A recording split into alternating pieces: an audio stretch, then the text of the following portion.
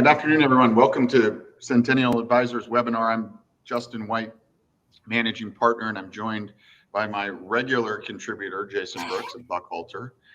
Jason and I are going to talk a little bit today about legislation and some of the things that are proposed or that we've been hearing about on both a local, state, and federal level. Over the last 24 months, for the most part, interest rates have steadily declined, except for the last 3 or 4 as they've risen pretty dramatically, maybe 100 basis points for some products and in some areas. And now that we're still struggling with the ability to increase rents because of legislation in place, we thought it'd be a great time to talk about all the things that are on the plate. Of course, not all these things will get passed. Maybe only a few of them will. But from what we looked at and saw and potential, unfortunately, there's not a lot of potential for some great legislation that really supports the private client landlord. Jason and I are going to talk today about all the things that we're hearing at different levels. In addition to where we're going to start today is talking about, and most of the legislation and things that we'll talk about are directly impact multifamily. Some of the federal stuff and split roll will impact all property types. But where we're going to start today is talking a little bit about where do we stand on both the commercial side and the multifamily side on an owner's ability to increase rents. And so, Jason, we'll start there. Why don't we do this? Why don't we start with California and all the cities that fall under AB 1482, and then we'll get more specific, maybe Santa Ana, and then Los Angeles as it relates to rent control on the multifamily side. And after that, we'll talk just cause and eviction moratoriums for both products. But that'll be kind of the early part of our agenda before we get into the variety of different bills out there that are on the horizon. So talk with us a little bit about what somebody can do who's got an apartment building that falls under 1482. Sounds good. And thanks again for having me, Justin. So under 1482, you will be allowed to increase your rents again this year, which is going to be 5% plus the CPI. Now, the CPI is very specific. It is a regional CPI based on where you are. There is a region for Orange County and Los Angeles County as well. I think it loops in Riverside. Then there's a different CPI for San Bernardino. And that is the CPI to use is the April CPI. So sometime next month, we will be receiving that April CPI. Then between now, when it comes out, let's just say May 15th, for example, and the end of July, you have the choice of using last year's CPI or this year's CPI. After July 31st, you have to use the new CPI going forward. I am going to guess that you're going to want to use the new CPI because I have a feeling the new CPI is going to be north of 5%. If it's north of 5%, your rent increase is capped at 10%. So just keep that in mind. It is 5% plus the CPI or 10%, whichever is less. I don't think people envisioned us hitting that 10% cap. I think people always envisioned it being the or less, but now it will likely be the 10% cap. Fantastic. Thank you. And just a reminder to everybody who's participating today, you can use the chat section on, I believe, the right of your screen to ask us any questions over the course of the hour on something you want to know a little bit more about, or you've got a scenario or situation you want to run by Jason. That's where you get that information to us. So that's a little bit about 1482 and all the cities that fall under 1482. Let's talk some specifics. Why don't we start in Santa Ana? What about an owner who owns in Santa Ana? 3%. So That's it's it? the normal. Yeah, I believe it's just 3%, but there's things you can do. So, and I've gotten a lot of calls, and I think this is a good time, Justin, to talk about RUB systems in Santa Ana, because there's people that have been installing RUB systems, and under rent control, how you can implement a RUB system is a little different. But the RUB systems come into play where you're adding in new or additional utility subs, and you cannot add new costs to a existing lease on a rent controlled property. That applies to Santa Ana, LA, unincorporated Los Angeles right now. So if somebody, you got to wait till the tenant moves out before you can get them paying for their utilities? Correct. Oh, you can't change a current tenant's lease even on a month to month to add in utilities on a RUB system. You have to wait. You have to wait until a new tenant moves in and add that in a new lease. So someone called me yesterday and was like, "Well, I maybe have one tenant move out a year, and I have 8 units, and so am I going to wait 8 years?" And I'm like, "Yes." And they're like, "Well, maybe I won't do it." But I was like, "Well, if you don't have it done when the new tenant moves in, then you can't just all of a sudden change it. And so you have to have it ready to go. So I know it seems like a small advance of capital now without the return right away, but long term, the benefits there. What about if you have a year lease that's then going to go to month to month? So I would recommend in rent control leases that you have, annual. You require 12-month renewals. You don't allow it to roll month to month. That's just my. You can have a clause in the contract that says that the renewals are annual, or you can say and you can make them at the owner's discretion, at least for the first year. So that usually can give you an out. After that, though, you're at least going to have the stability of a 1 year.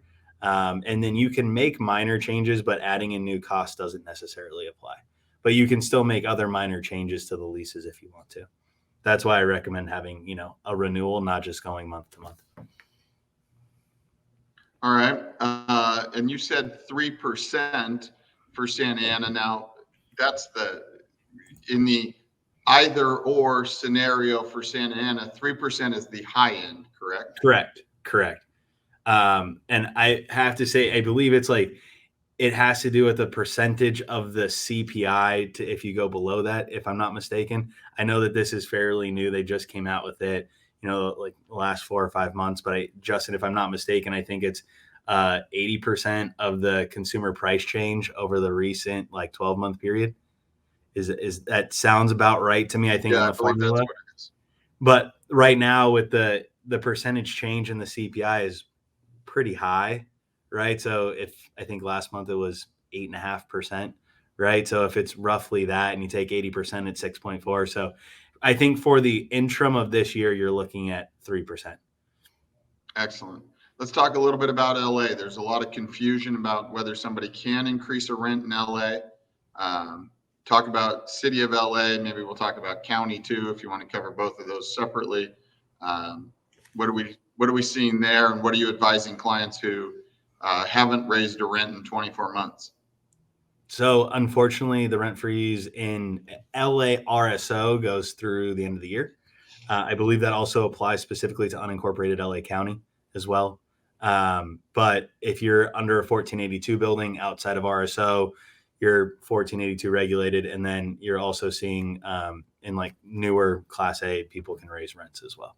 So we've seen some pretty sizable rent bumps on certain prices. Now, I live in Orange County, and in a condo, and the person across from me got asked to move out because they were told that their owner was moving in, and I think their rent was $3,200, and then their owner just raised the rent to $4,700, and they got a tenant within a week.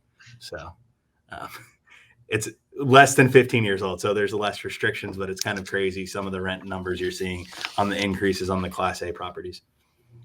For LA, is it the end of the year, or is it tied to the state of emergency? How does that work?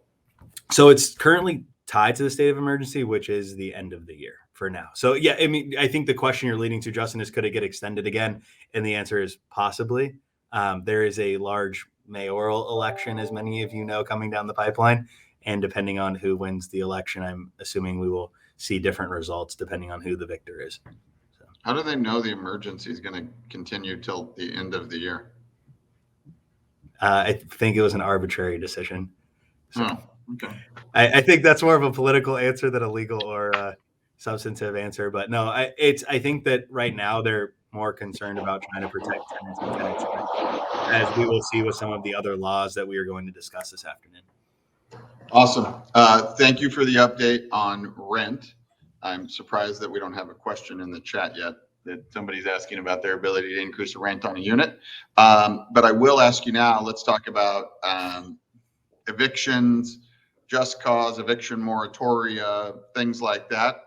Let's start again, California, and areas that maybe, general commentary there. We'll talk about outside of LA County first, and then we'll go back inside of LA County. So outside of LA County, you can evict tenants for non-payments. You can evict tenants for other issues we're seeing. My favorite right now is those no fault just cause evictions are back on the table. I tell most people to do it. We've actually had one client bought a building in Fullerton that was 36 units and another building in Brea that was 28 units. And we were actually successfully able to vacate the entire buildings within 60 days of acquisition. And so to do renovation. So anything that you're doing there, if you need to upgrade your units, now is a great time to get in and do it. It'll cost you 1 month's rent, 60 days notice. And you get to dictate how that 1 month's rent is paid, whether it's a check at move out or you don't charge them the last month's rent. I generally encourage a check out at the move out, just because it encourages people to get out. And so the other question about those evictions right now is people said, really quick review, but what is a substantial remodel? Generally speaking, you're supposed to touch a structural system. I know many of my clients, as well as probably people on this call, don't always pull permits when they do their remodels. If you're touching a structural system, you are supposed to pull a permit. So I'm encouraging people to pull a permit and take that step just to protect yourselves down the road. We've also just been, we've had some success too, not, just giving people notice of non-renewals. People have tried to fight it in certain circumstances. And so then we deal with it. But even notice of non-renewals has saved clients some money on getting people out as well. And then you can still evict people today if they're, breaking the lease in ways that are criminal or, being, aggressive towards other tenants, causing safety issues at the building. That's across the board. That includes in LA as well. And then getting into LA, there's no real great way to evict people right now. There are some cities in LA, for example, West Hollywood's actually allowing you to evict people if a family member is moving in. So I had a client that bought a 6-unit building and moved in all of his family members into the building. And they don't have the same, some places have a 3-year occupancy requirement where your family has to live in there for 3 years, or you have to reoffer the units back eventually.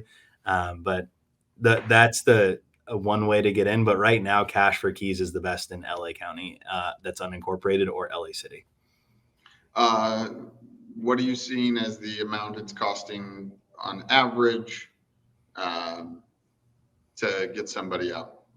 So I would say between 10 and 20 grand, as long as the person's rent is at or near market, mostly because people are smart and they'll Google and they'll see that if you're going to Ellis Act them or you're going to buy them out, and then LA City RSO has some other buyout restrictions and numbers that they can get anywhere between 10 and 22,000. I think Long Beach even has an additional 3,500 on top of the 22. We're doing a buyout in Long Beach for, I think it's like right at 25,500 because the tenant looked and saw that they think that they should get this and this.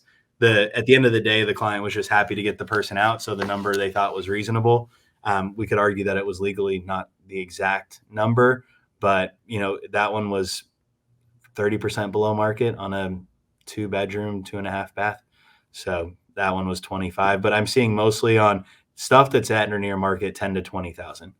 If you're way under market, Justin, it's a free for all on value. And I talk to my clients about the numbers and how to think about them. And that can be a helpful way of understanding what's a fair number. Fantastic. Thank you. One of the things that in doing a little research that I learned about LA is that, oftentimes people move somebody in that you can charge an additional 10% if a tenant moves somebody into the unit. It might violate the lease or who's on the lease, but you're probably not going to be able to evict them for that today. So you might as well get your 10%. Yeah, under the RSO, you can add for every additional individual, you're allowed to add 10% to the rent.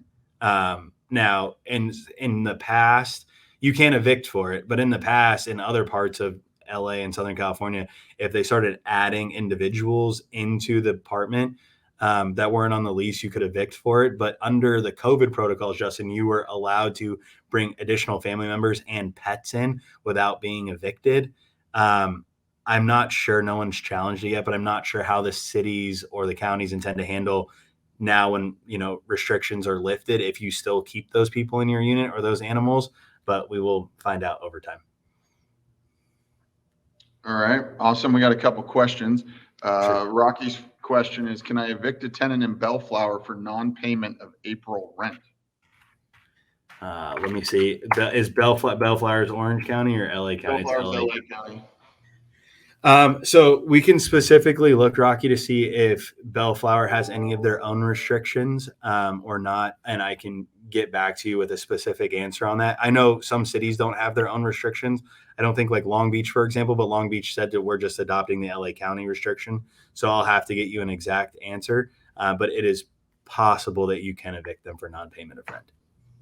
Jason, I think Gus Verkos in our office, who specializes there in multifamily, would probably tell you that there's no specific or additional city requirements that Bellflower has. They just they follow 1482, those sort of things.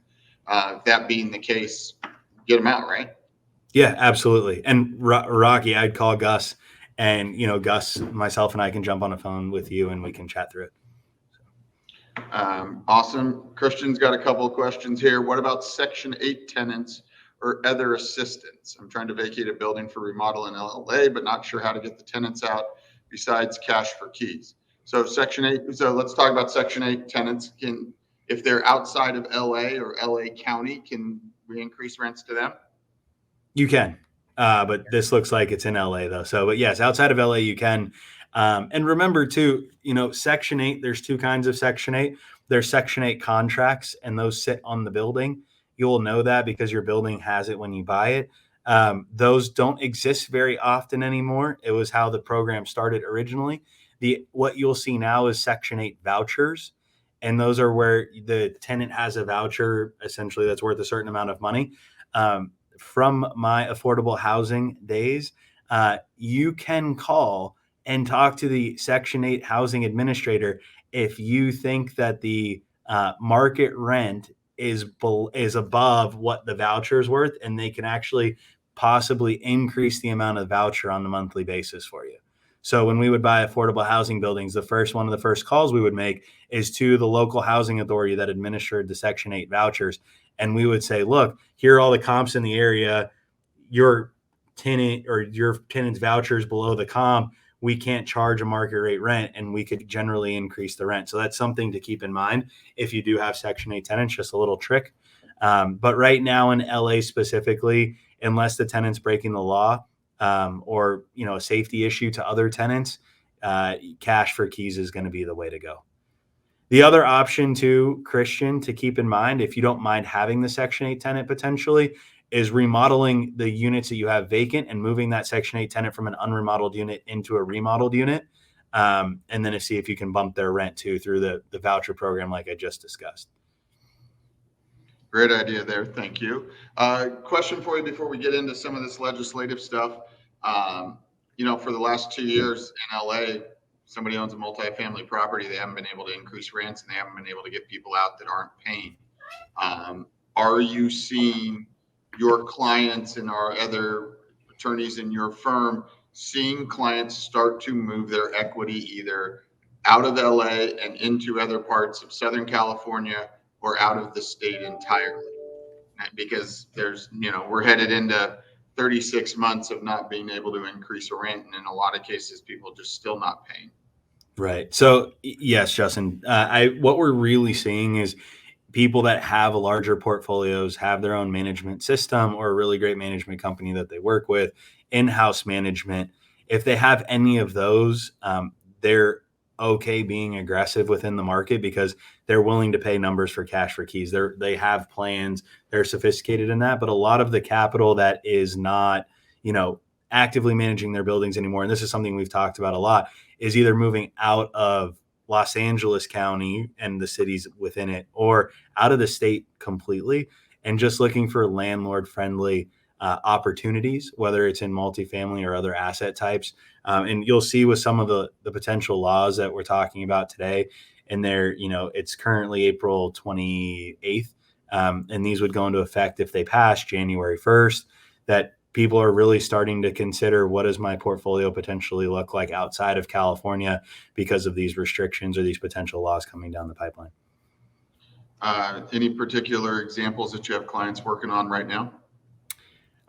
Sure. We've had clients sell assets in California and buy, net lease deals in Florida and Arkansas and Missouri. We have clients that have sold apartment buildings in California and bought deals in Colorado, whether just outside Denver, Colorado Springs. We've seen a lot of money moving into Arizona. Although I will say Arizona cap rates have compressed to the point that they're not far off from, Southern California cap rates as well. So I think a lot of money's trying to move though towards, Texas, Florida, Nevada, Arizona, states where they're really supportive of the landlords. And if you're looking for a little bit more return, you're looking at more, of the Midwestern states that would generally be classified as the flyover states. But you go into cities or around military bases, things like that, where, you have a consistent population. Awesome. Let's stick on that for just a second, because you talk about, people moving their money out into all these different places. Talk for us a little bit about clients that have done it and they did it, 2, 3, 4, 5 years ago, how it's working out. Oftentimes, we all feel more comfortable when we can drive by it or see it or touch it. And has the trade-off of getting out of California in some of these cases been worth it for people, or out of LA and into Orange County? Has it been worth it? It's been worth it to everybody, right? So the people that have moved LA to Orange County are being able to operate like normal, or what we used to remember as normal in an owner situation. But going outside of California has worked for, I would say, so many of our clients, right? On net lease properties, there's not a lot of management you have to do. So being able to drive it, see it's not that important. You and I talk a lot about net lease transactions as more of an emotionless real estate deal, right? Where it's a business, it's numbers, you know exactly what you're getting. But we have a client, Justin, that you and I work with that bought 2.5 years ago, bought an apartment building in Colorado Springs for $17 million, that he had exchanged out of a couple properties here in Southern California. And he just got some unsolicited offers for 28, right? It's a great return. He didn't really do much to the property. The properties have a little scale, so he felt good about hiring a local property management company. But again, the local property management companies are probably affordable at that point when you're getting a higher return, a safer return. And if you're in the right markets with really good rent bumps, it's completely worth it. Let's go to Tom's question before we move on. Let's talk, it looks like, regarding evictions in Redondo Beach, both commercial and residential. What do you know about that? What can you help out with? And really quickly, Rocky's point. Rocky, yes, you're correct. Right now, there's just no rent increases, period. But yes, generally speaking, under the RSO, you can go up 10%. So in Redondo Beach, commercial evictions, I believe, are allowed. Residential, I think, are allowed as well. We'll have to check, Tom, and make sure that they're not following the LA County rules. But there are certain cities along the beaches where, not Santa Monica. Santa Monica is doing its own thing, but there are along the beaches. I think Manhattan Beach, Redondo Beach are both allowing, and Hermosa, I think, are all three allowing residential evictions as well. But I will double check and get back to you. Commercial side, you're allowed to evict. You're allowed to evict pretty much across LA County on the commercial side. Excellent. Thank you for that. Rocky, by the way, Rocky just made a great comment, Justin. By net lease, Rocky, I generally mean triple net. A modified double net also could apply. Rocky said that he has 3 net lease single tenant deals out of state, and they are working out great. Rocky, I'm very glad to hear that. Justin and I are both big proponents of that. We just think that they're great opportunities and great transactions if you want a lot less management headache with a really great quality tenant. We couldn't agree with you more. Yeah, I was talking to somebody yesterday, and they were going to do one for the first time. Never seen them in person. Rocky, it's like stocks, right? Nobody's ever seen their stocks in person, but people own them. Might as well be a Walgreens or a McDonald's or a Chick-fil-A or whatever it may be. But I was talking to somebody yesterday about it, and they'd never done it. Their accountant hadn't even heard of doing an exchange, let alone getting into a net lease property. And she was like, "Well, how many of them have you done?" And it's like, it shocks me sometimes. It's probably close to 1,000 that we've done of taking people from, let's call it more labor-intensive assets into much easier, get your cash flow, not have to go see them, those sort of things. And Rocky, you're absolutely right. We've done a couple this year for people doing opportunity zone transactions with some modified, what are we calling them? Modified double net lease. Modified double net leases.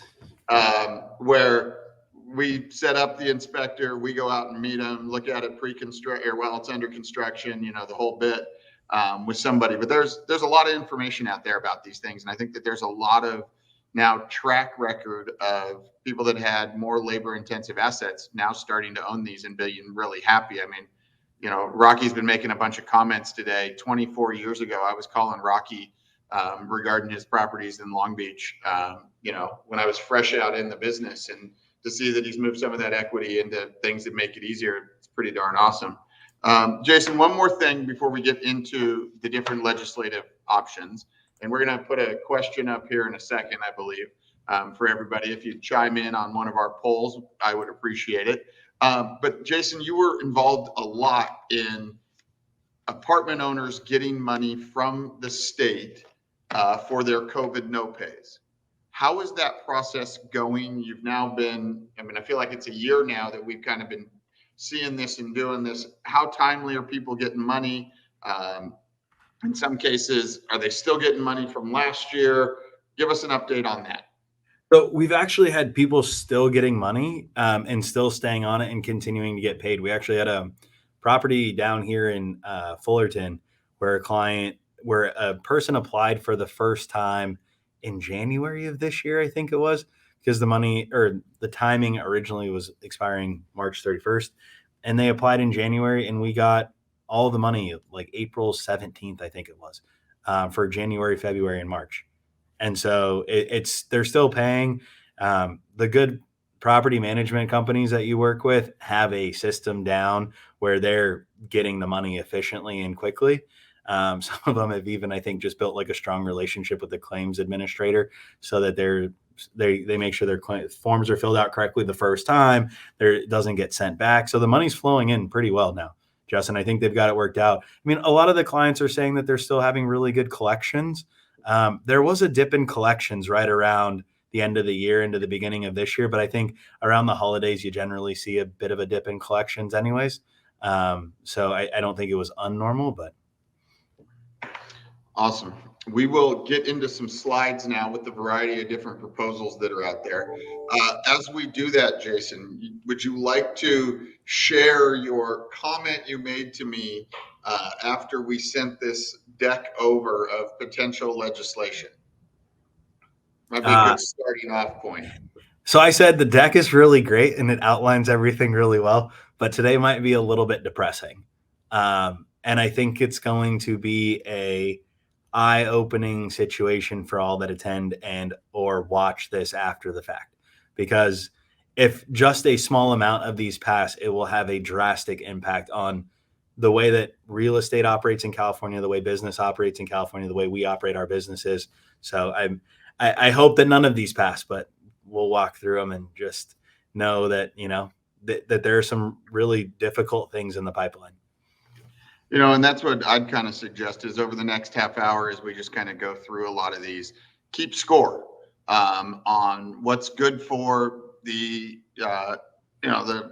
private client real estate ownership investment group and what might make it a little bit harder or a little bit different. There's certainly some things that might increase density and do some things like that or make it easier for public entities and nonprofits to buy real estate and compete for some of your assets. But for the most part, it is a long list of things that will make it a little bit harder. And as Jason and I have kind of talked about a lot, and I think Rocky's, comment in the chat is really important or significant, is that what we've talked about a lot is things are changing. And it's not the same business that you were in 5, 10, 15, 20, for some of you 30 or 40 years ago. And with all that change, it's a different operating animal. It's a different way of doing business. And the returns will be different going forward than they were historically because of some of the brakes put on the potential for your properties. And so some people have acted on it. Maybe they've gotten older or they've gotten tired of the buildings and they've transitioned and are pretty darn happy with it, as Rocky said regarding some of his net lease buildings. And as we go through this list, maybe certainly some more things to consider. We'll go to the first slide, which talks about Prop 19, which we've seen. And Jason, you want to make some comments there? Well, so Prop 19 is, essentially deals with primary residence and the value of the basis and how it affects the property tax basis for a primary residence. In reality, what they're really saying is you have to move in within a year of your parent passing and you have to make it your primary residence. In the past, you didn't necessarily have to move in. You could just get a full step up on the primary residence, and then you were limited to $1 million of assessed value on other properties. This is why back, I think it was about a year ago now, Justin, a lot of clients either moved assets into, specific trusts for their children, or were moving assets into LLCs in hopes of, making it harder to figure out exactly, when someone passed and there was a transfer of ownership, so that there wouldn't be a step up basis issue here from a property tax perspective. But what it's going to mean for most owners is that if you own real estate, your estate's going to start paying the property taxes at market really quickly after you pass. And if you've owned properties for 30 years, this could be a real impact on, the income off of the property itself, depending on how property tax is determined on your asset, if the tenant pays or if, you as the owner pay. So this will affect, it's really an effect on long-term wealth creation that's occurred through real estate. Great. Thank you for the comments there. And real quick, Justin, why we're here. And I don't know if we put it exactly in the slides, but because this deals with Prop 13, we can mention that it hasn't been officially given a number yet, but there's also the mentioning of the Tax Cut and Housing Affordability Act of 2022, which is the split roll. If it does pass, it would just affect any property where the value of a single parcel is north of $4 million right now. So for those of you that have been tracking it, yes, it's the Tax Cut and Housing Affordability Act. It's a really nice name for a lot of people. Probably sells well on commercials. This will be the third time some form of split roll. When it hits the ballot will be the third time. What we've seen a lot is that third time's a charm when it comes to bills getting or things passing in California. As Jason said, some of the changes now, the value of the property is $4 million or more. It is adjusted to today's current assessed value for any property over $5 million, and has a gradual kind of step up from $4 million to being the full today's assessed value at $5 million. Some other things about it that are changed, that are different, that I would say the people hoping that it passes have changed to make it more attractive, is that it's all property now.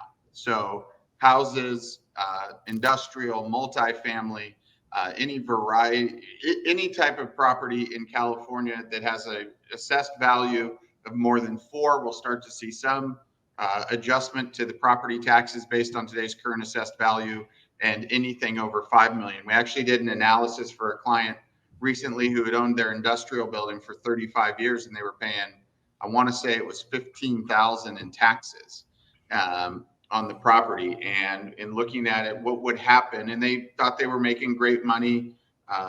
They were bringing in, I want to say $200,000 net or something like that, which they thought was great. It was more than they'd ever made. But if split roll would pass, they would be paying $120,000 in property taxes and cut that cash flow in half. So we have seen some investors look at that and proactively plan accordingly and transact to move away from that before they see the impact in potentially the value of their property, but certainly in their income. And that's one that we need to be all watching for and looking out for. It's been defeated twice, but looks like it's coming back. And it was last on the ballot in 2020 and may make it in November. Jason, now we're going to go to AB 1001. This is a state assembly bill. You want to talk a little bit about that one? So this is really, it affects like CEQA. For those of you that don't know, it's mostly like environmental impact and how building new construction. So it doesn't allow local governments discretion regarding how to, mitigate project impacts. It just makes it harder to build new construction, right? Like, so for those of you that are building new construction, properties, this is the one that would really hurt you. It's just going to make it more costly, harder to do. You can't lower impacts. It's just going to shut down a lot of projects, which this one I find really fascinating, Justin, is like, we have a housing shortage here. They should be doing things to encourage building new housing, and this discourages building new housing. So I have a feeling this one will not pass. But again, I've said that the eviction moratorium wouldn't get extended like 3 different times, I think, and it's gotten extended 3 different times. So, well, you're right about a lot of things. You don't always have to be right about everything. Right. Can't bat 1,000, but like this one, I think will get shot down. I don't think that this is going to have a lot of support. So, as we go to the next one, the other thing about some of these bills that make it harder to build is that with a shortage of housing, rents have been going up, or at least have had the potential to go up significantly. And with significant rent increases on an annual basis, we see a lot of rent control and vacancy control sort of measures get proposed. That if there was more construction, we'd have more housing stock, more places, more options, might contain or manage the increases in rent a little bit, because there'd just be more options and there'd be more competition and more places for people to live. So I think not only in it's really expensive, the lack, because it's so expensive and it curtailing development will, have ultimately a negative effect on what we see with a lot of the rent potential and our ability to control our own rents in buildings. Next one, AB 1241. So AB 1241 is pretty straightforward. All it says is that you can't ask, you can't do criminal investigate or background checks on people, and you can't ask people about their criminal history as part of a housing application. I think that this will likely pass. Being straightforward, I think that this is going to pass as one of those things that, like other protected matters, you can't ask about anymore. Which again might make it difficult to become an owner, where you end up having people with criminal histories at your buildings, and then you can't evict them later on because and you didn't know up front. Jason, if I live in the unit next door and somebody moves in, how hard would it be for me to look up their criminal record? Generally speaking, it's not that hard. Court cases are public record. Okay, so I guess the potential, or why we've got it on here, is that your person living in unit 3 gets a new neighbor. They look them up on whatever public databases for whatever they might be looking. And if they find some concerning things, then they might be moving out. And it might affect other people in your building. Right. And again, you can't ask questions about it. You can do your own research. You're not supposed to discriminate because of it. Just keep that in mind. Thank you for walking a fine line there. We will move on to the next one, AB 1401. So this is a public agency requirement on different counties, and it allows you to lower parking requirements in areas that are close to public transportation.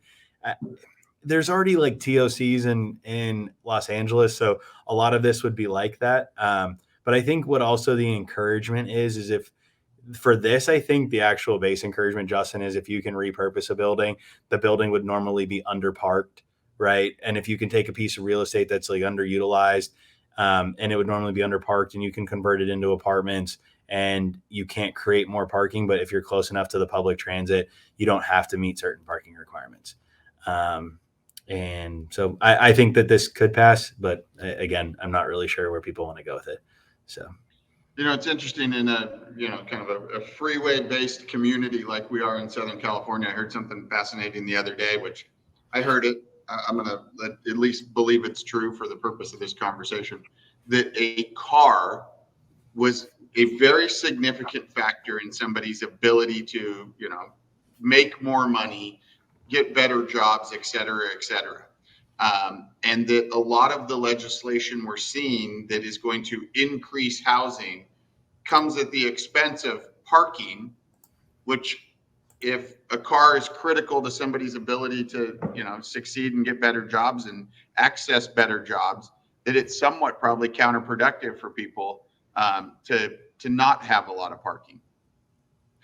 Justin, we have clients that are building TOC projects, and they're into the TOC projects, and the reason that they underwrote the projects the way that they did was because they got such a density bonus that it had to make sense, right? And I've told them, like, look, Southern California has a culture where like you generally drive and you generally want a car, and unless you're in Santa Monica and you think that all your tenants are going to be working at Snapchat and it's 2 blocks down the street and they have Uber accounts and they use the bird scooters, or like your building's right next to Netflix in Hollywood, and that's where you think your tenant base is coming from, and they just don't want cars. Almost everybody has a car, right? It's not like we all know people on the East Coast that live in New York City or Washington, D.C. that have never owned a car, right? And never have an intent to own a car. But the way our city works is just too spread out. And we don't have that infrastructure of public transportation that's efficient the way those cities do. And so I think it's going to be really difficult to continue to have these buildings. So, I mean, if the tenants are looking for parking, especially if they need to drive for their job. All right. We have warmed you up with a couple light ones up to this point. The next one is AB 1771. Jason, you're going to need to take some time and walk people through what is proposed here. I think everybody's going to be able to figure out the impact, but let's talk a little bit about what's proposed. Okay, so very, very high level, and then I'm going to dig into the details, so don't panic right away, but it's probably my least favorite of the laws in here today, is a 25% tax on your capital gain from the sale. In this case, we're just going to talk about real estate, but from the sale of real estate.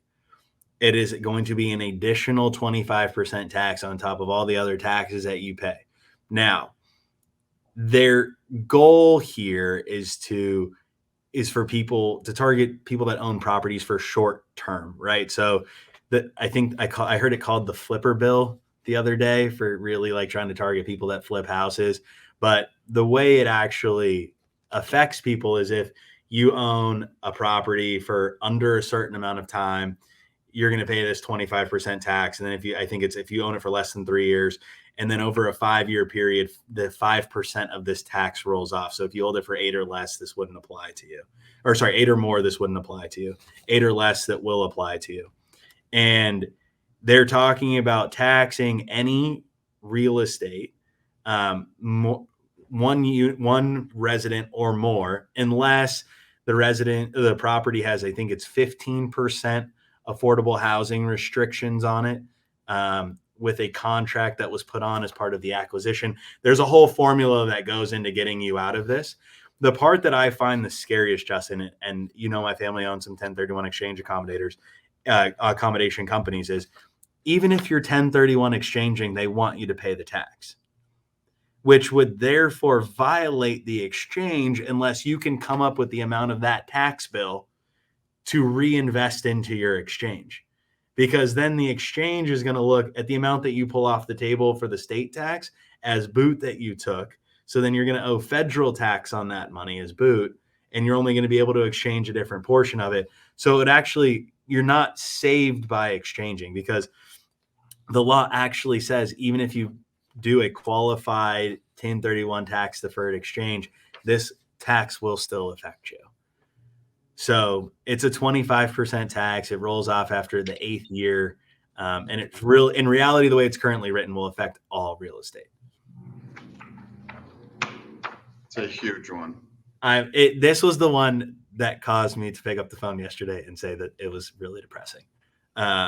It will destroy the ability. So people will hold things longer, right, just to try to avoid it. But it will really make it impossible for people to, that have business models of value add rehab and sell the building, right? It makes it impossible. It gives zero incentive for people who just to come in and improve real estate and move on.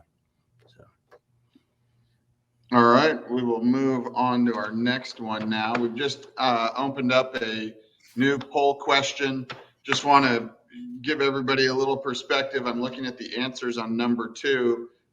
My entire career, I've always been like California is the best place for appreciation and cash flow. I want to remind you of Jason's story of the client who bought a deal for $17 million 2 years ago in Colorado Springs and now has unsolicited offers at 28. Things are different. May want to consider that. But now, Jason, we're going to skip around a little bit. We're heading into the home stretch here. We're going to talk about this one real quick, 1791. It's not for some people, it's a really big amount, but talk about this one for a second. It's a $500 per unit fee charged by the Franchise Tax Board to go to build affordable housing. So that's pretty straightforward. The state's not very efficient at using money to build affordable housing, but that's what they're going to use it for. And by the way, the 25% tax on the last bill is also supposed to go towards building affordable housing. All right. 2289. That's going to be 2 away. Thank you. You want to talk about this one? We can talk about the wealth tax. What you're going to hear is that there's an additional tax on people that have a net worth of 500 million or $1 billion as a couple.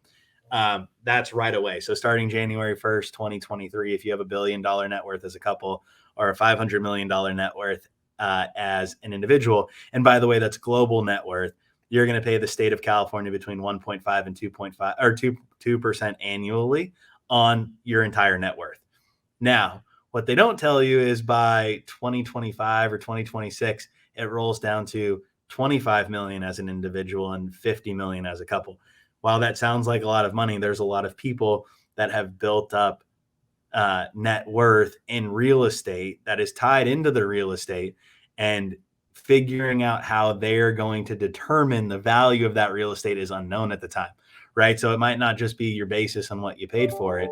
It might be at today's values, and you'll end up paying 1.5% to 2% if you're a resident of the state of California. So, Jason, I think the other part of this, and it's there on the bottom line or the last 2 lines, is, and we've seen a lot of this. I think we both have a lot of clients that not only have moved their investment equity out of California, but they've either followed that, or it was the first step of moving themselves out of California to avoid basically to get into a more friendly state tax situation. And with the number of people, the number of high earners, the number of business leaders that continue to do that, it just has an impact over time. Certainly the 25 or 50, $50 million families, there's plenty of those. California has more billionaires than I think any state or any place, defined place on earth. So there'll be plenty of people that this would apply to, but it really ultimately affects everybody and has impact on the potential for success with, buildings or assets, whether it's, a large industrial building that's got a great tenant in it now that might be moving to North Dallas because the owner of that company just saves $8 million a year by being in Texas instead of California. Right. And I think one of the things, Justin, to that point that COVID showed a lot of people is you can work without being exactly where, your company is based. But then also people can, there are a lot of people that when they were told to go to remote, they moved to a different state and working there for 2 years. And people understand that, they can do their jobs now. And so you're right. It's going to drive wealth out of California. And again, you have to spend less than 180 days here to be a resident. So people will figure out, but the state actually will tracks people's cell phones and see when you're pinging towers in the state to keep record of that. So, and Rocky, you asked a question, what's the likelihood of 1771 passing? So just to keep in mind with all of these right now that we've been talking about, they're voted on by the state legislature. So they need 23 votes at both levels of the state legislature to pass. It's not something that you get to go out and vote on. And things like the split roll, you would, that's different, but the split roll, it's called the tax credit because if you're a renter, you actually get $1,000 as an individual or $2,000 as a married couple tax credit on your state income tax bill as a renter for doing it. So let's go to 2710. Yep. This was another one of Jason's favorites. This one's a doozy. So here, just keep in mind what this essentially says is if you own rental real estate, whether it's a single family house or multi-units, there will be rights of first refusal given to the tenants and then potentially to, we're just going to call them nonprofit community housing organizations. The right of first refusal first requires you to negotiate with them. And if you can't agree on an offer with them, they have the right to match any offer you get at market. Now, normally you wouldn't care because if they match the marketed offer and they close, it's the same amount of money to you.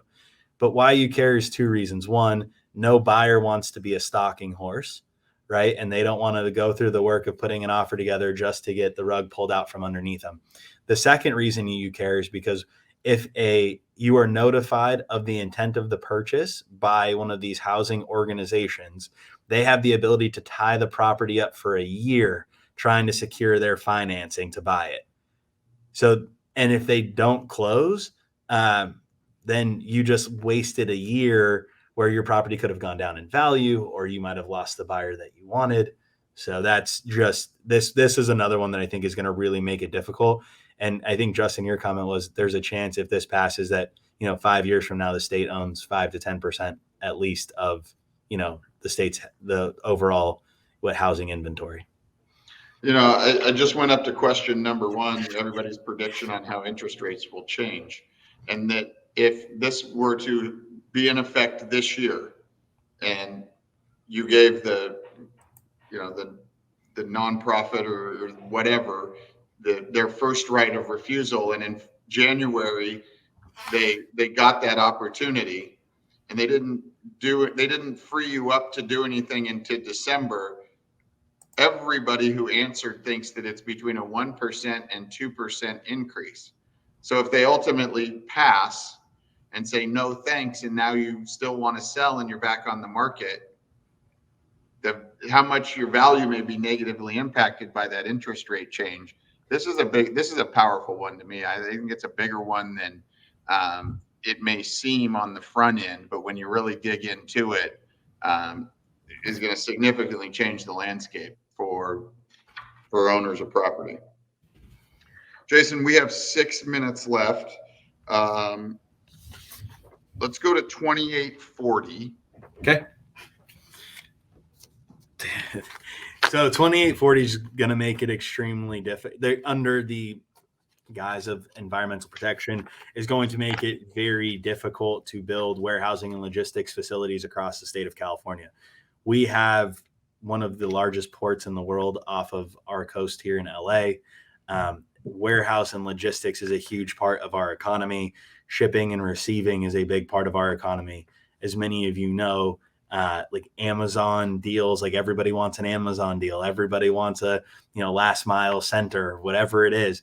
Like people really want warehouse space. People really want industrial space, logistics spaces. And this is going to make it next to impossible to build those spaces. And so Justin and I were talking, like the right move is to go right to State Line, Nevada, or right in like Parker, Arizona, and try to buy a bunch of land in case this passes, because if it were, then you could build all the warehouses there because that's where everybody's going to have to warehouse and logistics out of if this passes. This would create a huge issue in California, but it would also really drastically increase the value of the existing industrial warehouse, logistics centers, warehouse centers as well. Should this pass, I think the other thing to keep in mind is that, in the short term, we've seen what's happening in China with places shutting down, and that ultimately that impact on the supply chain. A couple of years ago, we talked about more made in America, and without whether it's manufacturing, warehouse, or logistics facilities, the ability to do that is really stifled, and we're going to rely on more products from different places. And then, as Jason just mentioned, he and I were talking about, well, where do you put your logistics facilities? And we named a couple places. Maybe Tijuana would be another one to go acquire as much real estate as you can, because there's going to be a need for some really big warehouse and logistics spaces. I've been driving to Paris, not France, California, multiple times in the last 6 months for softball, and have watched a huge, what's got to be 500,000 to probably 800,000 square foot tilt up building with 32-foot high ceiling, that's just going to be holding a ton of stuff.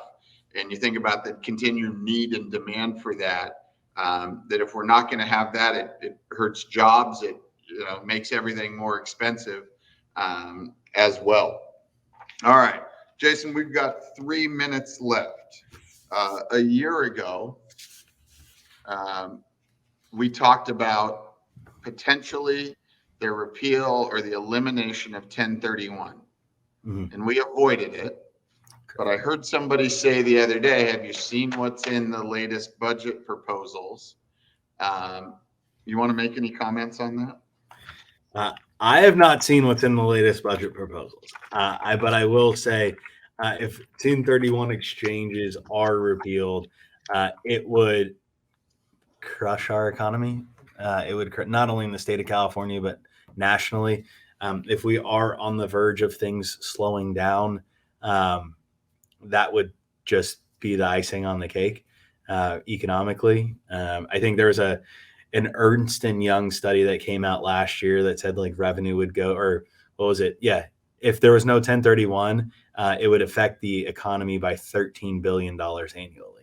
Right. And then for all of those people that have properties where our basis is really low, you'd be stuck in those properties. You could never sell them. You would have to wait and just hold them and pass them on to, family, and hopefully get a step up basis without tax issues and other things. So again, this is another opportunity to really look at, and I say this on most of the calls, and it's an opportunity to look at your portfolio and decide, what do you feel comfortable in over the next 10 to 15 years, and sit down with an advisor, go over with them, this is my portfolio. We're not saying you need to reposition the entire thing, right? But it's good to have some diversity. It's good to, hedge yourself in different ways. And maybe it's worth, looking at offloading some of your worst properties and positioning them in things that you are happier with long-term. So I thought I'd finish with elimination of 1031, because Jason, I think those stats are so powerful that they are the biggest reason why it won't happen. And so I think that we're going to continue to have it. I don't think it's going to get caught up in any of this stuff right now. Even, there's some talk about, well, if you make X, that, you can't do an exchange and whatnot.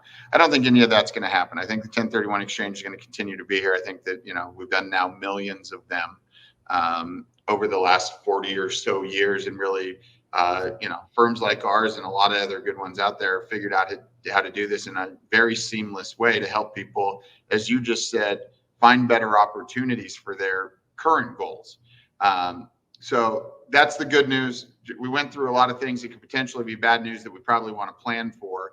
But good news, if you've got a property, you've built up some equity, you've got a new plan and you don't know how to accomplish it, we'd love to help you do that. We've got a couple additional webinars coming up. The first one's going to be May 26th. We're going to do the Opportunity Zone Secret. Jason and I have covered this a couple of times, and it is becoming a huge opportunity and place that we are conducting a tremendous amount of business is how somebody can utilize opportunity zones to passively, or at least with low management headache, um, take their capital gains, defer tax, avoid future tax, and make some really, really good returns. We'll share the latest deals that we've done on the May 26th call. And then June 16th, we're going to do real estate retirement. For those of you that are interested in retiring your current obligations with some of your real estate, what can you do? We're going to go through a litany of options and opportunities for people that want to enjoy the fruits of their labor. Jason, as always, I thank you so much for participating and being a part of this.